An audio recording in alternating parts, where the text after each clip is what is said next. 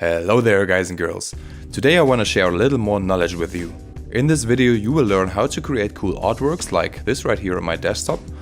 Like that, like diddly or like doodly. All you need for this is the game you want to make an artwork for, an editing software for photos like Photoshop, or the free alternative called GIMP, and the small free tool called Neural Styler AI. The download links for the software are in the description. I'll give you some time to download the stuff now. First of all, you should make a screenshot of your gameplay. There are many ways to go about it. In most games you can just use the in-game camera and position it however you want. But since GTA 5 has a very powerful video editor, I will pick this game as an example. You know, like I always do, because I'm boring and broke. So, in GTA 5 I would like to set up a special scene for my screenshot. Firstly, I want to have the trio infernal in my picture, so I will hit up the trainer and spawn Franklin, Trevor and Michael. So, in this bodyguard and pet spawning menu I have a lot of options to spawn these three or other models.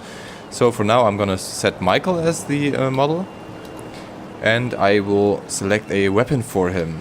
And I think Michael is kind of the like the machine gun guy or something like that. Combat machine gun. Confirm selection, and in order for him to have the weapon carried, I will have to spawn him as an attacking pet, and he will actually start shooting me right away.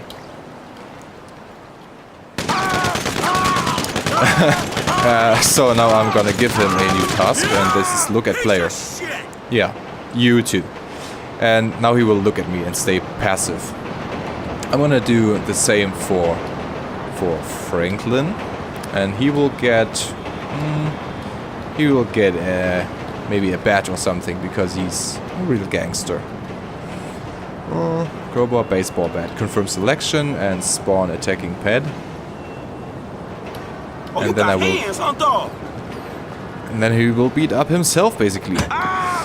Now I tell him to look at himself.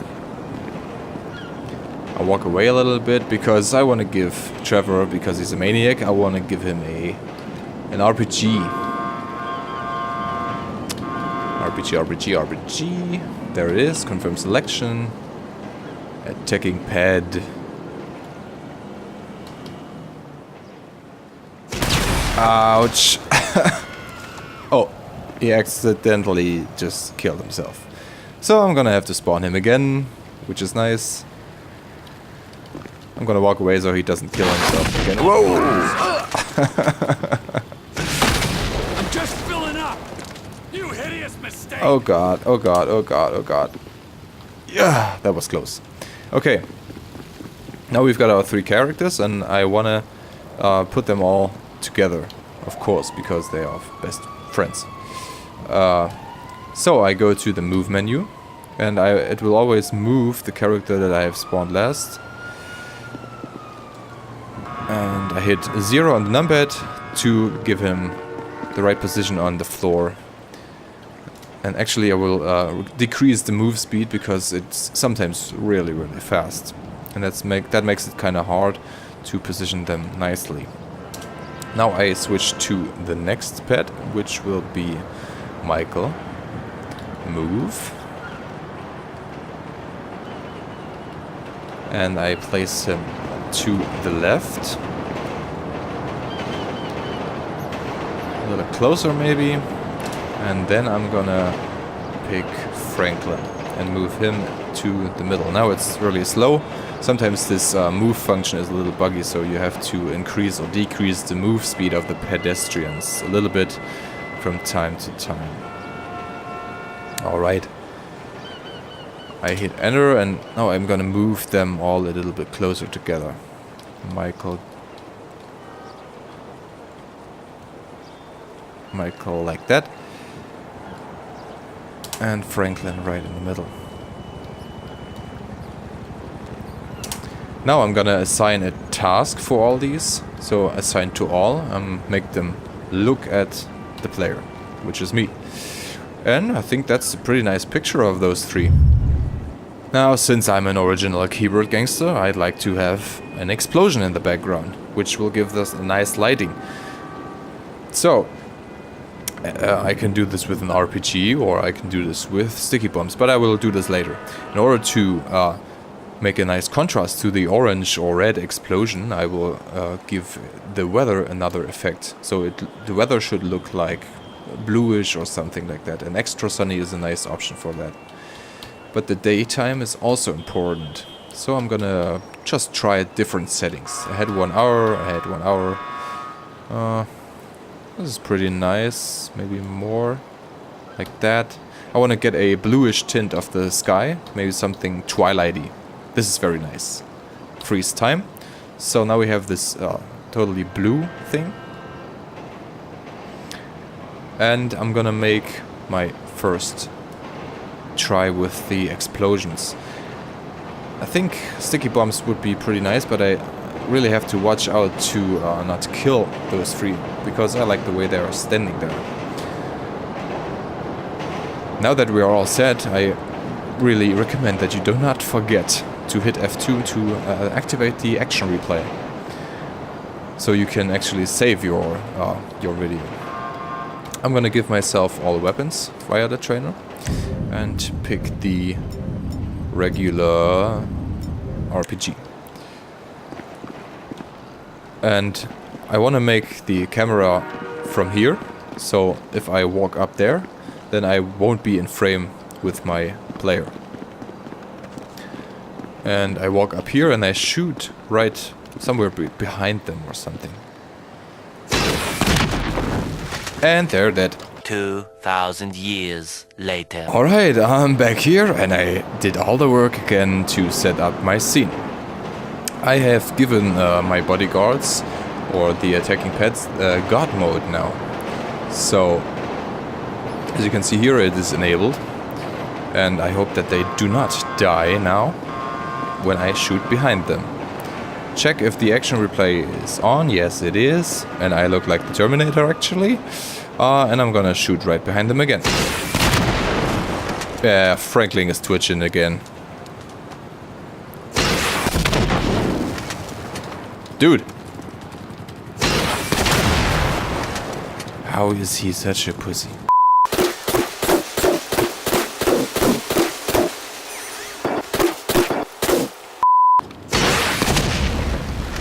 Okay, now he didn't twitch. I'm gonna save this clip. Once you have recorded a clip that is to your liking, you head over to the Rockstar editor. Now you create a new project and add the clip that you desire. So I'm guessing it was this one, and I'm gonna go in there.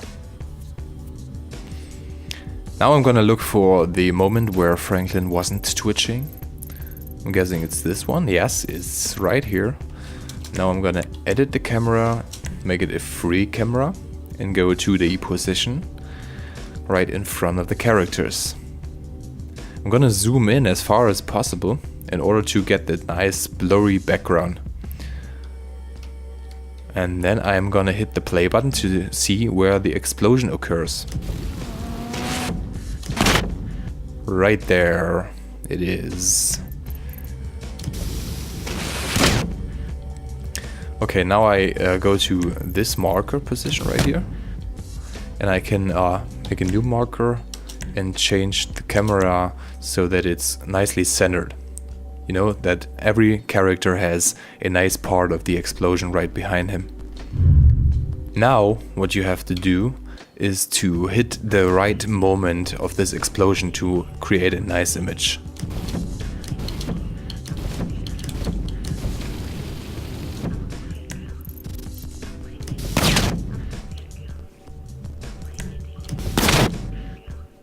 There it is. That's a very nice moment, I think.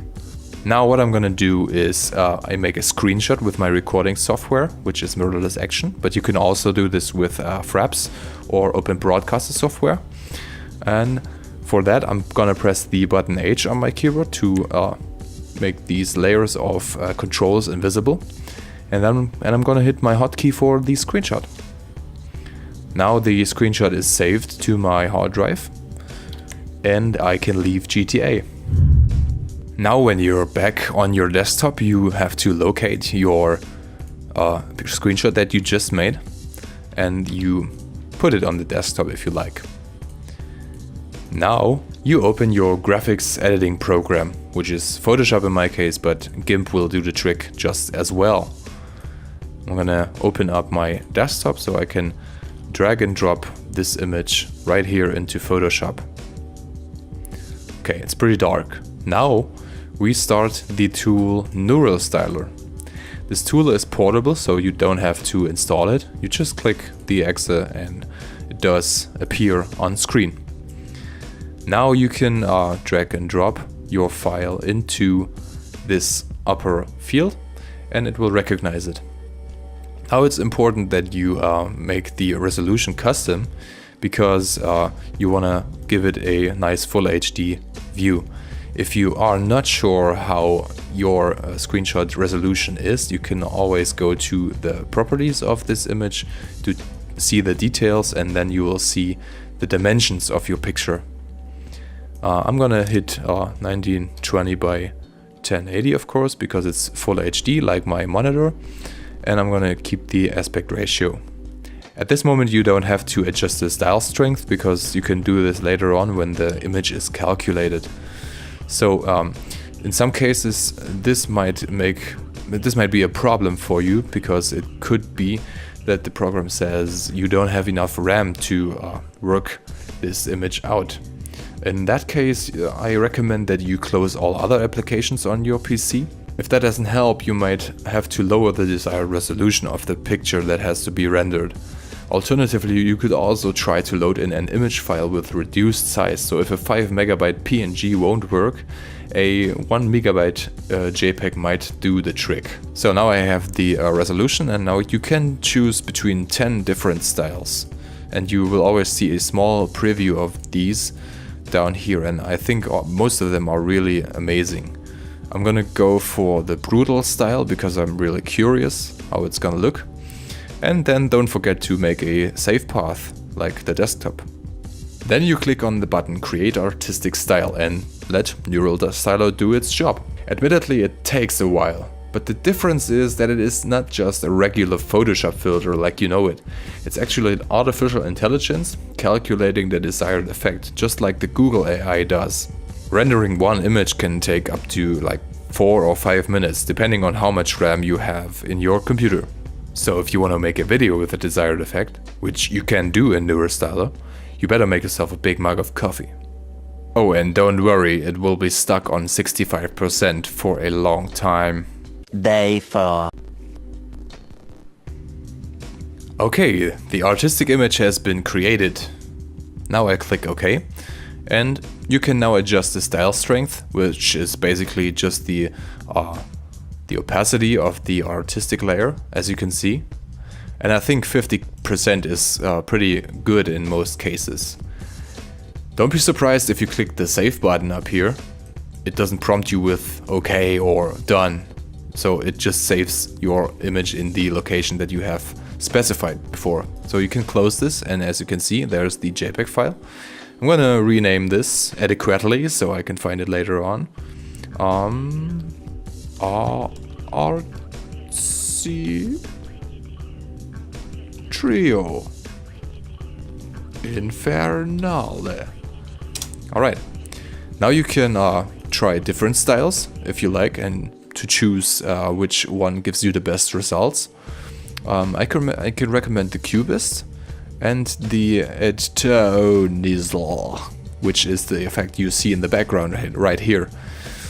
I'm gonna close this one because I'm pretty happy with how this looks. And now I'm gonna drag this file into Photoshop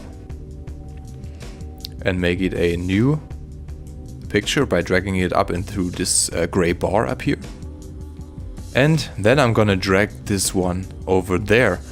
Make sure to hold your shift key down and before you release the mouse button, because that makes it perfectly aligned with your other layer. Now we have these two layers. I'm gonna duplicate the background layer and delete it. so that I can edit both of those layers. As you can see, the neural styler gives you this weird little... Jesus Christ, I have left the mouse cursor in there.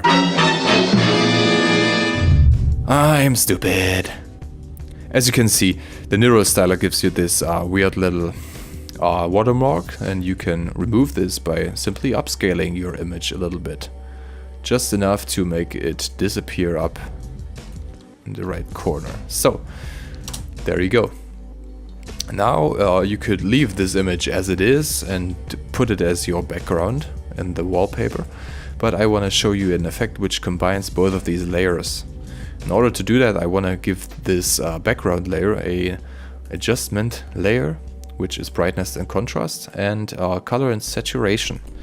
These two get applied to the lower layer, and I want to make it a little more contrast and a little brighter, so these characters stand out a little more.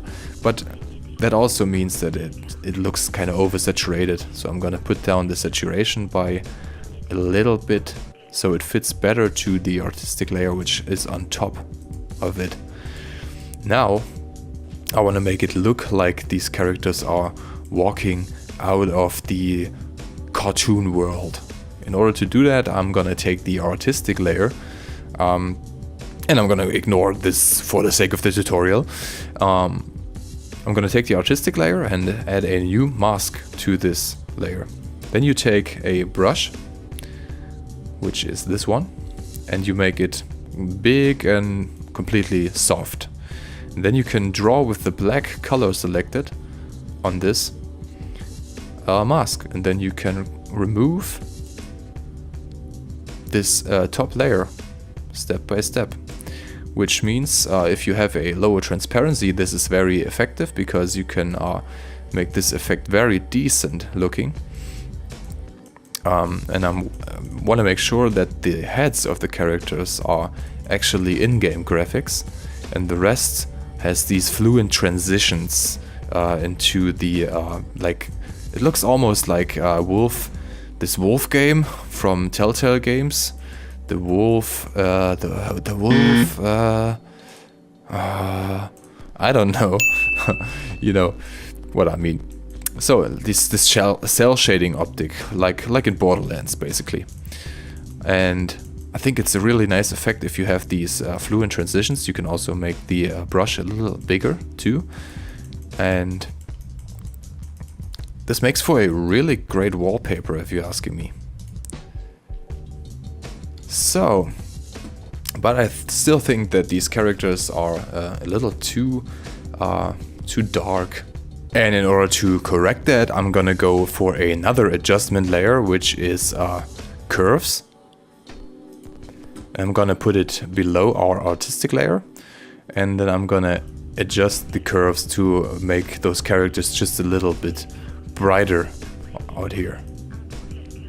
Okay, you can take your time adjusting this. I'm gonna just make it quick and dirty, but I wanna make sure that these characters can be recognized as such, coming out of this cartoon style world. Now, I can also put some more adjustment layers on this cartoony layer, which means I'm gonna give it some more brightness and contrast. In order for this layer to apply only to the below layer, I'm gonna make it a cut mask. So as you can see, it only applies to the one below. And a little more contrast is very nice for this background layer.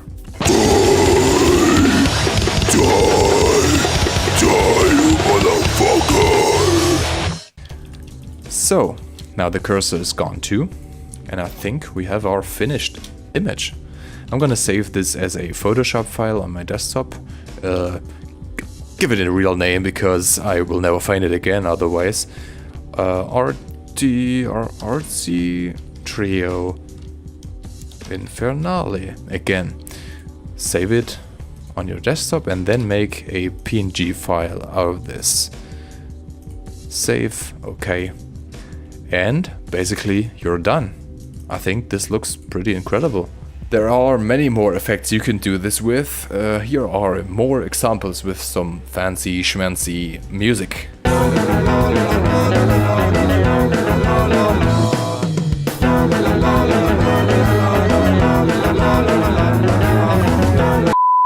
So, yeah. Anyway, I really hope you liked this tutorial. If you did, I'd be happy if you leave a comment and subscribe. Feel free to ask questions about the tutorial too. Thank you for watching. Vanova over.